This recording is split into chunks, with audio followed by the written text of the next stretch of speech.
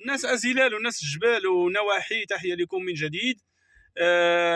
التساقط الثلجية بعلو تقريبا 1200 متر، هذا ما يعني أن التساقط الثلجية احتمال أنها تطيح في المركز ديال أزلال وفي المدينة ديال أزلال، يعني أن النواحي غادي تكون ثاني تساقطات ثلجية في المناطق الجبلية. هذا وفقا للنشرة الإنذارية المحينة لصباح اليوم الاثنين، يعني ان من هنا من هذه العشيه هذه ديال الاثنين حتى لغدا في الثلاث، يعني كان احتمال ديال التساقطات الثلجيه.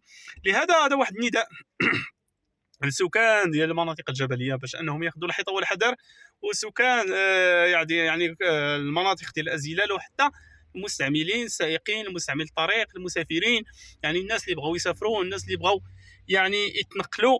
وايضا نداء ايضا للسلطات والجهات المختصه، بغينا نشكروا اولا الساكنه اللي كتقاتل على في هذه الظروف هذه، ونشكروا السلطات اللي تيديروا واحد المجهود، ونشكروا ايضا السائقين، خاصه السائقين ديال الاليات اللي تيحلوا الطرقان على عباد الله.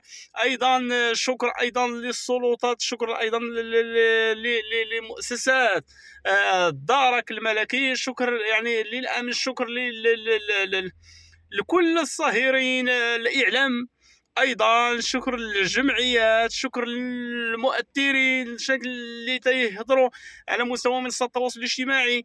هذا كله في هذا الفصل اللي هو عصيب على المناطق الجبليه.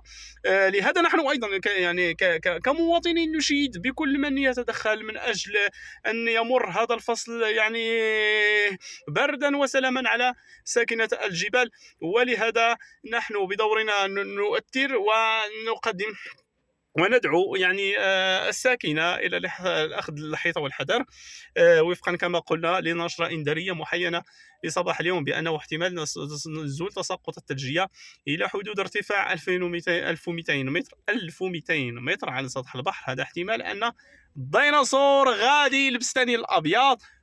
تحيه لكم.